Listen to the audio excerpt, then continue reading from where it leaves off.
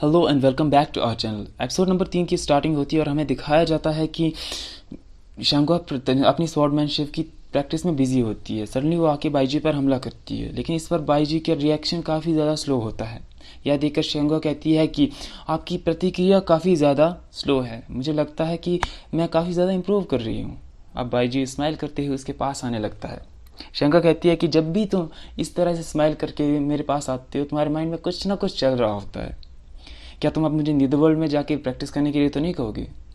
तो शंको बाईजी कहता है कि बिल्कुल सही कहा, अब मैं ऐसा ही करने वाला हूँ। तो शंको कहती है लेकिन इस बार वो ऐसा होने नहीं देगी। इसके बाद हमें गॉड रीडिंग का सीन दिखाया जाता है, जहाँ पर बाईजी जुयोंग और त्यांगे से बात कर रहे होते हैं। बाईजी जुयोंग से कहते हैं कि उसे वो 4 प्रीशियस एलिमेंट चाहिए जिसके थ्रू हमारे वेपन्स बने हैं। त्यांगे कहता है कि क्या तुम आसमान में तबाही लाना चाहते हो? ये एलिमेंट्स तुम्हें क्यों चाहिए? तो बाईजी कहता है कि उसे शांगवा के लिए एक वेपन बनाना है।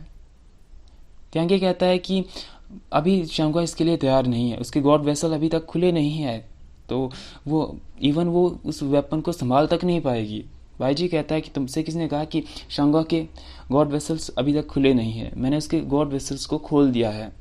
यह सुनकर जुयोंग काफ़ी हैरान हो जाता है और खुश भी हो जाता है।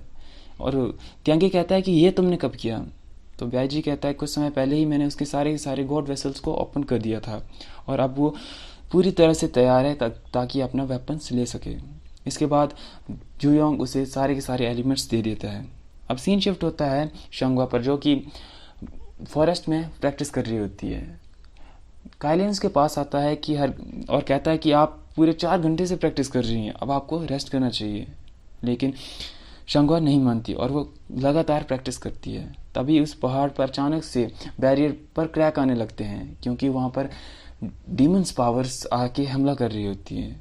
डीमंस को देखकर शांगवा कहती है कि आज मैं उन्हें मज़ा चखा के रहूँगी।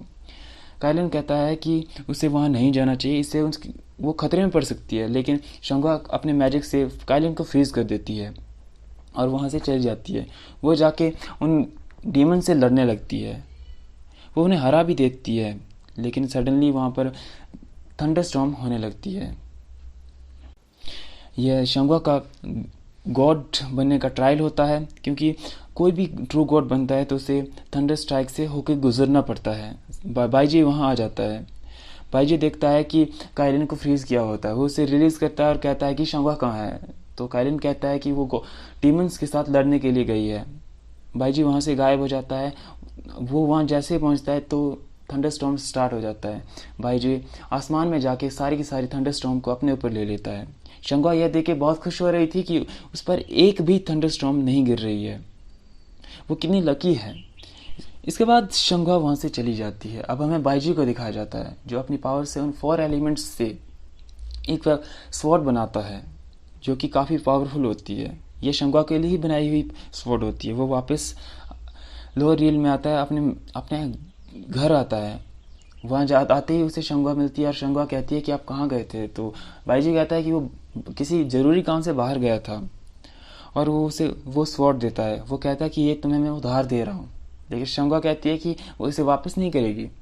इसके बाद बाईजी जाने ही वाला होता है, लेकिन वो बेहोश हो जाता है। बेहोश होते ही वो और शांगवा की बाहों में गिर जाता है। शांगवा काइलिन को बुलाती है, लेकिन काइलिन वहाँ पर नहीं होता है। तो वो बाईजी को रूम में ले जाती है और उसे बेड पर लेटा देती है। इतने में काइलिन भी वहाँ आ जाता है। वो मास्टर को चेक करता है। वो शांगवा को बताता है कि हाल ही में मास्टर ने अपनी बहुत ज़्यादा एनर्जी यूज़ करी है, जिसके कारण वो काफ़ी कमज़ोर हो चुके हैं। उन्होंने अपने ऊपर काफ़ी ज़्यादा थंडर स्ट्राइक लिए हैं, जिसके कारण वो काफ़ी ज़्यादा वीक हो चुके हैं। इनकी लाइफ स्पैन भी ख़त्म हो सकती है। तो शांगवा कहती है कि ऐसा कैसे हो सकता है, वो तो एक ट्रू गॉड है। तो काइलिन कहता है कि उन्होंने अपनी most of the energy use करी है, हाल ही में उन्होंने तुम्हारे लिए एक वेपन बनाया है। तो शांगवा उसे वेपन भी दिखाती है। काइलिन कहता है कि मैं इतने लंबे समय से मास्टर से के साथ हूँ, लेकिन मास्टर ने कभी मेरे लिए ऐसा वेपन नहीं बनाया। वो हैरान था। बातों ही बातों में काइलिन के मुंह से ये निकल जाता है कि मास्टर ने शांगवा के लिए 49 थंडर स्ट्राइक को सहा है। इसके बाद शांगवा को काफ़ी ज़्यादा बुरा लगता है। वो काइलिन से कहती है कि तुम बाहर जाके माउंट लुकआउट के बैरियर को ठीक कर दो, मैं मास्टर की देखभाल करती हूँ। लेकिन काइलिन कहता है कि उसे गॉड रियल में जाना होगा ताकि चीफ गॉड और त्यांगी को यहाँ बुलाया जा सके। लेकिन शंगा कहती है कि तुम ऐसा कुछ नहीं करोगे, मास्टर की तबीयत खराब है, तो मैं मास्टर की देखभाल करूंगी और माउंट लुकआउट की देखभाल करना तुम्हारी जिम्मेदारी है। इस पर काइलिन मान जाता है और बाहर जाके बैरियर को ठीक करने लगता है। इसके बाद शंगा अपनी स्पिरिचुअल एनर्जी को बाईजी के अंदर ट्रांसफ़र करने की कोशिश करती है, लेकिन उसे इस प्रोसीजर के बारे में कुछ पता ही नहीं होता है, इसीलिए वो काफ़ी शर्मिंदा सी फील करती है। अब उसे एक आइडिया आता है कि अपनी एनर्जी का एक बीज बाईजी को खिला दे, तो वो अपनी एनर्जी का एक बीज बाहर निकाल के बाईजी के होठों पे रखती है। लेकिन बाईजी सोए हुए थे तो कैसे खाते, तो अब काफ़ी ज़्यादा सोचने के बाद वो अपने होठों से उसे वो बीज खिलाती है। अब होठ से होठ मिले मतलब कि उनमें किस सीन हो जाता है, तो वो बीज बाईजी खा भी लेते हैं। इसके बाद हमें डीमन गॉड को दिखाया जाता है। डीमन गॉड यानी कि ओल्ड गॉड ऑफ चाओस। उनका सर्वेंट उनके पास आता है और कहता है कि हाल ही में बाईजी ने खुद पर काफ़ी ज़्यादा थंडर स्ट्राइक लिए हैं और उन्होंने एक डिवाइन वेपन भी बनाया है, जिसके कारण वो काफ़ी ज़्यादा वीक हो चुके हैं। उन्होंने अपनी काफ़ी ज़्यादा एनर्जी लूज़ करी है, जिसके कारण माउंट लुकआउट का बैरियर काफ़ी ज़्यादा कमज़ोर हो चुका है। चीफ गॉड कहता है कि यही सही समय है माउंट लुकआउट पर हमला करने का।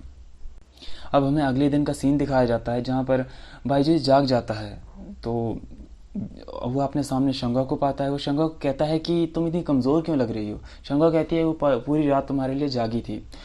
तो बाईजी कहता है कि जाओ अब जाके रेस्ट कर लो। शंगा कहती है हाँ मैं सोने ही जा रही थी।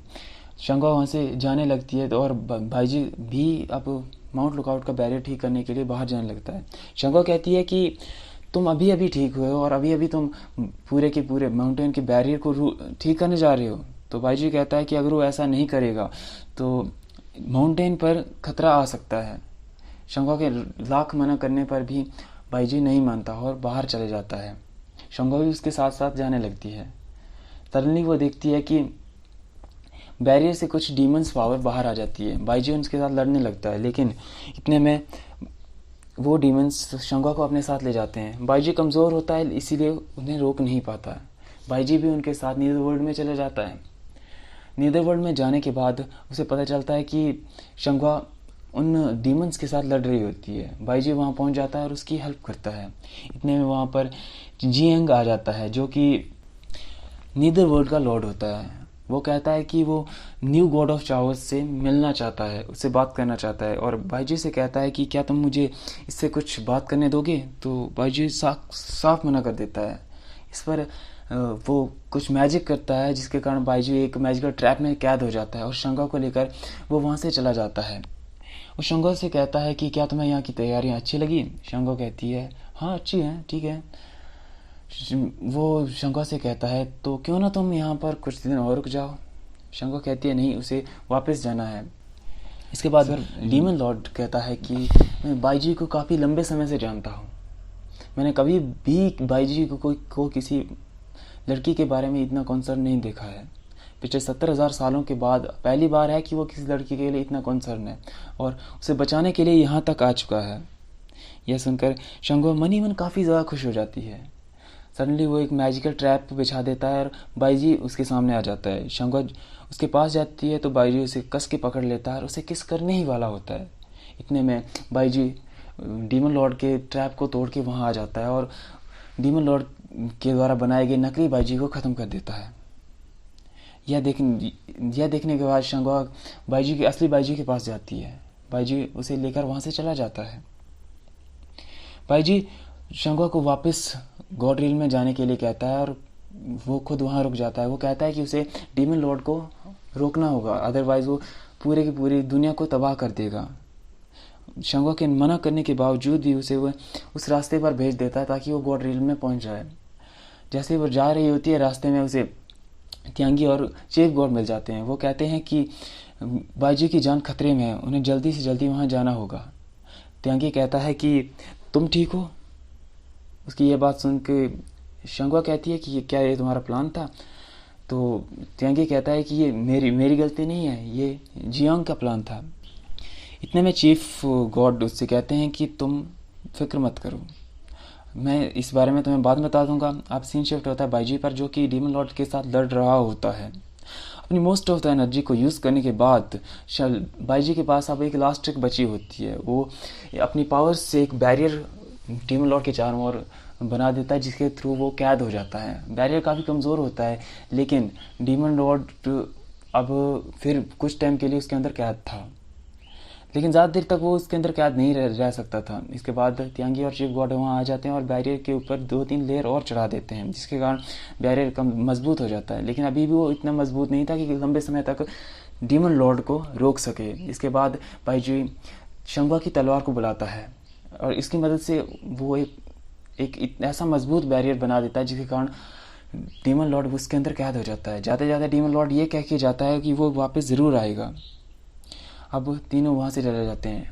अब नीदर वर्ल्ड, जो कि अब गॉड रियल्म के अंडर आ चुका था, वहाँ पे हेवनली फोर्सेस आ जाती हैं। तीनों नीदर वर्ल्ड में बैठे होते हैं। शंगुआ वहाँ आती है और बाईजी से कहती है कि क्या तुम्हारा मेरे लिए थंडर स्टॉर्म को सहना और इतना ज़्यादा कॉन्सर्ट रहना, ये सारा तुम्हारे प्लान का हिस्सा था? बाईजी कहता है कि सारा का सारा नहीं था, लेकिन 50% प्लान था और 50% सच्चाई थी। शंगुआ कहती है कि एटलीस्ट तुम मुझे बता तो देते, मैं इतना टेंशन तो नहीं लेती। और वो वहाँ से चली जाती है। अब हमें डीमन लॉर्ड को दिखाया जाता है। वहाँ पर उनका सेवक आता है, वो उससे कुछ कहता है, लेकिन वो उसके बारे में हमें नहीं बताया जाता। और यहाँ पर हमारा एपिसोड नंबर 3 समाप्त होता है। आगे के एपिसोड देखने के लिए चैनल को सब्सक्राइब करना ना भूलें। धन्यवाद।